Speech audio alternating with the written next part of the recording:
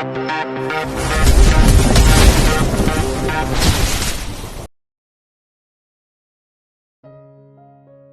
93-94.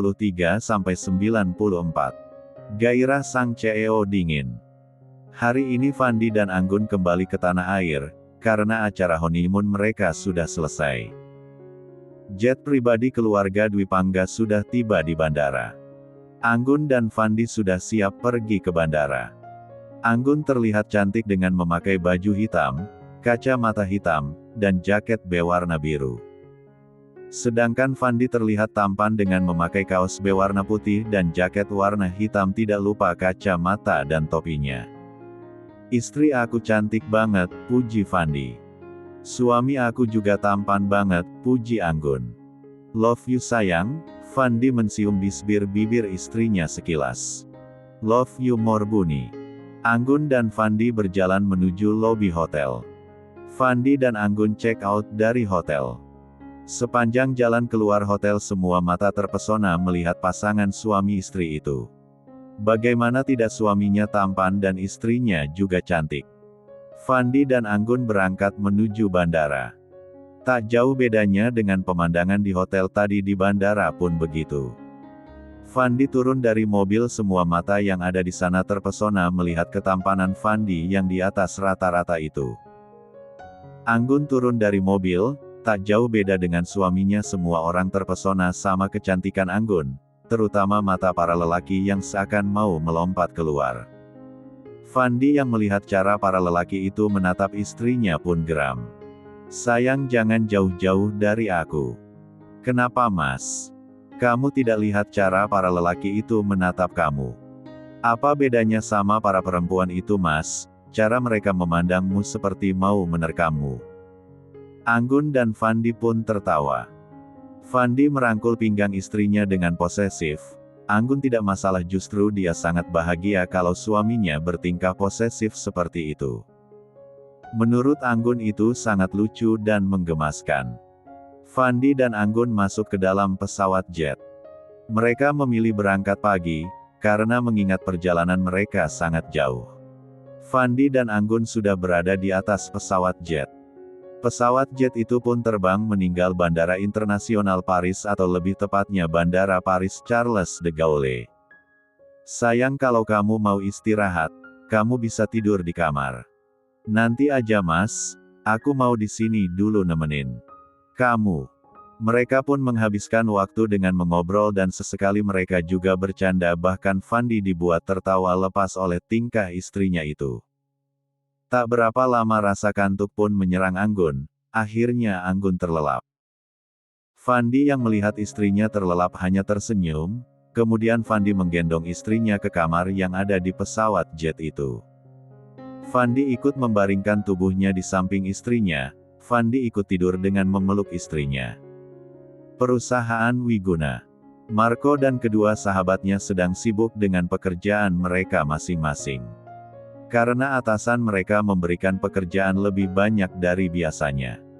Nanti gue nggak ikut makan siang bareng kalian ya, kata Marco. Kenapa? Tanya Aryo. Kerjaan gue masih banyak, kalau gue ikut makan siang bareng kalian, takut entar nggak selesai tepat waktu. Sama, kerjaan gue juga belum selesai, kata Aryo. Kita makan siang di sini aja kalau gitu, kata Ardian. Boleh juga, jadi kerjaan cepat selesai perut juga kenyang, ucap Aryo. Oke, gue setuju, ucap Marco.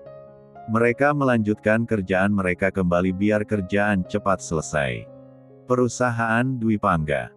Aldi sedang mengerjakan pekerjaannya dibantu sama Gio sahabatnya. Aldi sengaja minta bantuan temannya itu, karena dia tahu pekerjaan Gio tidak ada, bukan tidak ada sih, cuman lagi nggak banyak.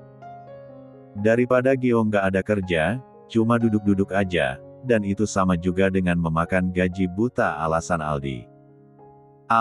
Fandi jadi pulang sekarang. Jadi, mereka juga udah dalam perjalanan. Nggak terasa pernikahan Fandi sama Anggun udah jalan 1 minggu aja, ucap Gio. Tapi gue senang melihat Fandi sama Anggun, daripada sama Kia, kata Aldi. Lo ngomong gitu karena Kia pernah nyakitin Fandi. Enggak juga, dulu waktu sama Kia Fandi jarang bisa tertawa lepas dan itu bisa dihitung dengan jari. Tapi kalau sama Anggun Fandi sering tertawa lepas, bahkan juga bisa bertingkah konyol. Benar juga, malahan kalau sama Anggun Fandi bisa jadi gila. Ya itu semua karena sifat ceria, dan keramahan yang dimiliki Anggun, kata Aldi. Kalau lo kapan mau nikahnya? Insya Allah 2 bulan lagi, kalau lo. Tanya balik Aldi. Gue sih terserah Sisil aja maunya kapan, jawab Gio. Gimana kalau kita barengan aja nikahnya? Boleh juga tuh Al ide lo, entar gue bilang sama Sisil. Mereka pun melanjutkan kerjaan mereka kembali. Di tempat lain, Reno yang hari itu gagal menemukan Kia, kini dia akan mencoba kembali untuk mencari Kia. Reno sudah mendapatkan di mana tempat tinggal Kia sekarang. Reno tidak akan melepaskan Kia lagi. Reno yang sudah siap dengan pakaian santainya. Urusan kerjaan Reno sudah menyerahkan kepada asistennya. Reno melajukan mobilnya dengan kecepatan sedang. Reno menyusuri kompleks perumahan elit karena dia tahu dari orang suruhannya Kia tinggal di sana. Sampailah Reno di depan rumah besar dengan pagar yang menjulang tinggi. Reno membunyikan klakson mobilnya. Security yang mendengar bunyi klakson mobil, melihat siapa yang datang. Security itu menghampiri mobil Reno. "Selamat siang, ada yang bisa saya bantu tuan?" Tanya security. "Saya mau ketemu Nona Kia, Pak." "Kalau boleh tahu tuan siapanya Nona Kia?" "Saya temannya, kebetulan saya baru pulang dari luar negeri." "Saya tanya dulu tuan." Security menelpon Big Jum untuk memberitahu apa benar Nona ada teman dari luar negeri. Big Jum pun melapor pada tuan mudanya. Setelah mendapatkan izin dari Brian, Big Jum memberitahu kepada security untuk memperbolehkan tamu masuk. Security membukakan pagar untuk Reno. Mobil Reno melaju masuk ke dalam pekarangan rumah Brian. Kini mobil Reno sudah sampai. Reno turun dari dalam mobil. Ting nong. Big Jum membuka pintu untuk tamu tuan mudanya. Setelah pintu terbuka, Big Jum mempersilakan Reno masuk dan duduk ruang tamu. "Tunggu sebentar Den, saya mau manggil tuan muda dulu." "Oh iya Big." Big Jum berlalu pergi memanggil tuan muda dan nona mudanya. Tak berapa lama Kia dan Brian berjalan menuruni anak tangga, dengan tangan Brian memeluk pinggang Kia. Reno yang melihat pemandangan di depannya pun merasa kesal. "Maaf membuat Anda menunggu," kata Brian. "Tidak masalah tuan," ucap Reno. "Panggil Brian saja." "Kalau begitu panggil Reno saja, kalau boleh tahu wanita yang di samping Brian siapa?" "Oh iya, kenalkan tunangan saya Kia." Reno dan Kia pun saling berjabat tangan. Entah apa yang ada dalam pikiran Reno sehingga dia belum juga melepaskan tangan Kia. Reno tolong jangan lama-lama memegang tangan tunangan saya." Maafkan saya Brian. Kalau boleh tahu, ada perlu apa Reno kesini?" tanya Brian. "Maaf kalau sebelumnya saya lancang, kedatang saya kesini mau bertanggung jawab atas kesalahan saya." "Maksud Anda pertanggungjawaban apa ya?" kata Brian. "Saya mau menikahi Kia." "Omong kosong macam apa ini? Saya ayah dari bayi yang ada dalam kandungan Kia." 2R. Bagai disambar petir di siang bolong, Kia mendengar ucapan Reno. Jawaban apa yang akan diberikan Kia pada Reno? Dan menurut kalian Kia bagusnya sama siapa, Brian atau Reno? Chapter 94. Pesawat jet yang membawa Anggun dan Fandi akan segera landing di Bandara Internasional Soekarno-Hatta.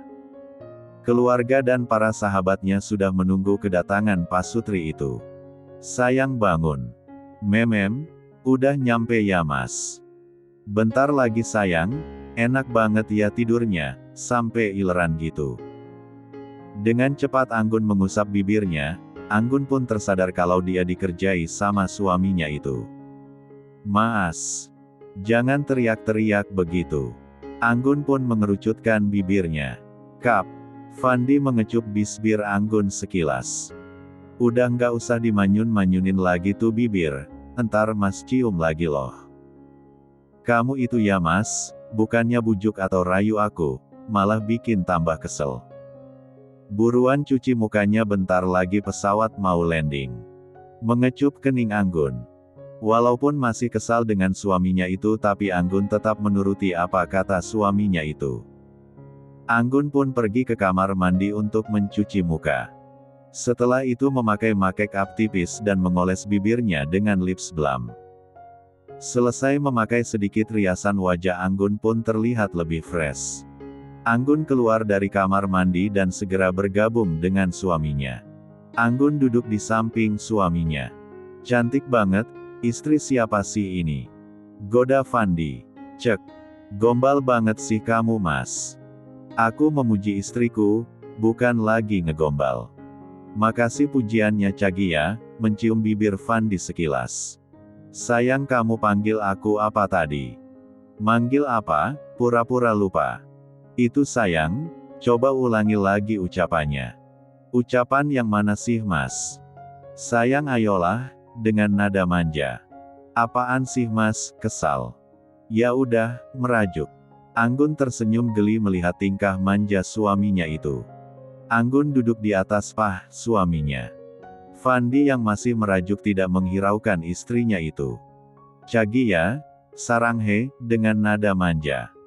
Fandi yang mendengar ucapan cinta dari sang istri apalagi dengan nada menggoda seperti itu merasa meleleh. Fandi mencium bibir istrinya dan melumnya dengan lembut. Anggun membalas ciuman yang diberikan suaminya. Mereka sama-sama menyalurkan rasa cinta mereka. Seperkian menit Fandi pun melepaskan ciumannya. Nado saranghe sayang. Anggun kaget mendengar ucapan suaminya. Sejak nonton film drakor dari Sinta suami gue kok jadi narsis kayak gini ya. Akhirnya pesawat itu pun mendarat dengan selamat di Bandara Internasional Soekarno-Hatta. Anggun dan Fandi bersiap untuk turun. Setelah pintu pesawat terbuka Fandi pun menuruni anak tangga dengan gaya coolnya. Setelah suaminya turun, barulah Anggun turun dengan menuruni anak tangga.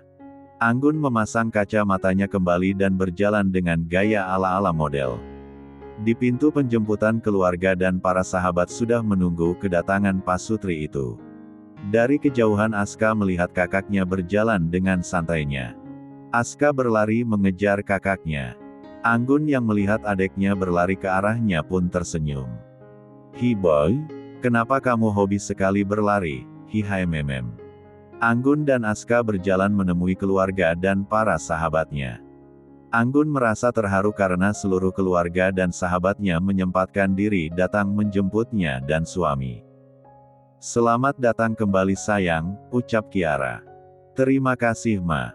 Anggun memeluk mama mertua, adik ipar dan para sahabatnya. Selamat datang sayang, kata Dwi Pangga sambil memeluk Anggun. Jangan kelamaan pameluk istri aku. Mulai posesif. Kenapa? Dia kan menantuku. Tapi dia istriku, cuma aku yang berhak lama-lama meluk dia. Cek. Anak ini, posesif sekali. Semua yang ada di sana pun tertawa melihat tingkah posesif Fandi.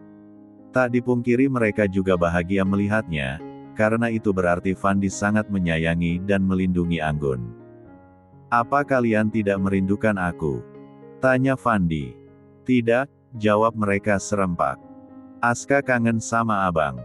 Oh boy, kamu memang yang terbaik. Kak Anggun nanti semobil sama Fanya ya? Nggak boleh, Anggun harus semobil sama kakak. Cek. Kak Anggun mau semobil sama aku. Nggak boleh. Boleh. Nggak. Anggun pusing mendengarkan perdebatan antara dua kakak beradik itu. Stop, biar adil aku satu mobil sama Aska. Sayang terus aku gimana? Mas sama Fanya aja. Nggak mau, Mas maunya sama kamu. Kalau nggak mau tidur di luar. Membuang nafasnya kasar. Baiklah, pasrah. Mereka pun berangkat menuju rumah kediaman Dwi Pangga. Mobil dua pengusaha kaya itu melaju meninggalkan bandara. Sepanjang jalan menuju ke kediaman Dwi Pangga, Aska bercerita panjang lebar, membuat suasana di dalam mobil terasa ramai. Sedangkan di mobil yang kedua atau lebih tepatnya di mobil keluarga Dwi Pangga, terasa sangat panas walaupun di mobil itu sudah dinyalakan AC. Ini semua gara-gara kamu, kata Fandi. Kok Fanya sih? Emang? Kalau kamu tidak meminta hal-hal yang aneh, aku nggak akan mungkin terpisah sama istriku. Itu bukan salah Fanya tapi itu kebodohan kakak. Apa? Berani sekali kamu ngatain kakak bodoh. Diam. Kalian itu kenapa seperti Tom and Jerry terus kalau udah ketemu, ucap Diana. Kedua kakak beradik itu pun menghentikan perdebatan mereka, karena nanti kalau dilanjutkan lagi, ibu negara akan ngamuk dan kalau sudah ngamuk tidak akan ada yang bisa menenangkannya termaksud bapak negara. Di mobil ketiga rombongan para sahabat Anggun pun terasa sepi, tidak ada yang membuka pembicaraan. Akhirnya Sinta pun membuka pembicaraan. Anggun tambah cantik ya Sil, kata Sinta. Wajarlah Sin, Anggun kan abis pulang dari honeymoon jadi bertambah deh kadar kecantikannya. Kekasih aku juga cantik tiap saat, ucap Gio. Sisil yang mendengar ucapan Gio pun tersipu malu. Sinta yang melihat Sisil malu-malu tambah semangat menggoda Sisil. Cie-cie dibilang cantik sama Gio, kata Sinta. Apaan sih Sin, bikin malu tahu nggak? Sepanjang jalan mereka habiskan dengan mengobrol dan bercanda. Akhirnya mobil-mobil itu pun sampai di kediaman Dwi Pangga. Di tempat lain, Kia benar-benar kaget mendengar ucapan Reno. Bagaimana bisa pria itu mengatakan kalau dia ayah dari anaknya? Bagaimana Reno tahu kalau dia sedang hamil? Sayang, are you okay? Tanya Brian. I'm okay, jawab Kia sambil tersenyum. Kia berusaha mengatur detak jantungnya yang saat ini sedang berdetak tak benturan. Saat detak jantungnya sudah mulai normal, Kia baru mulai berbicara. Maaf sebelumnya, saya tidak kenal Anda Tuan, lalu tiba-tiba Anda datang dan berkata kalau Anda adalah ayah dari bayi yang saya kandung, lelucon apa yang sedang Anda bicarakan? Aku tidak bercanda Kia, aku berani bersumpah demi apapun. Apakah kamu ingat kejadian waktu di klub malam itu? Tentu saja saya ingat, kejadian yang sangat saya sesali sampai saat ini. Apa kamu nggak ingat wajah lelaki itu? Lelaki yang pernah tidur sama kamu. Cukup. Hentikan omong kosong Anda. Saat Reno mau berbicara, tiba-tiba Kia merasakan sakit di perutnya. Aau sakit. Sayang. Ucap Brian. Hiks sakit Bri. Brian melihat ada darah mengalir di kaki Kia pun menjadi panik, begitupun dengan Reno. Big Jum yang mendengar teriakan tuan mudanya dengan segera menemui tuan mudanya. Ya Allah Nona. Cepat bantu saya Big, kita harus cepat bawa Kia ke rumah sakit. Brian pun dengan cepat membawa Kia ke rumah sakit terdekat, dan diikuti sama mobil Reno di belakang. Hiks. Sakit Big. Sayang bertahanlah, kita akan segera sampai. Mobil Brian pun sampai di rumah sakit terdekat, dengan cepat Brian membopong tubuh Kia. Dokter, suster, ada apa tuan? Tolong istri saya dokter, cepat. Dokter dan suster pun dengan cepat membawa tubuh Kia ke ruang IGD. Saat Kia sudah dibawa dokter ke ruang IGD, Reno pun sampai di ruangan itu. Reno duduk menunggu Kia. Brian yang melihat Reno pun bertambah emosi. Brian mengangkat kerah baju Reno.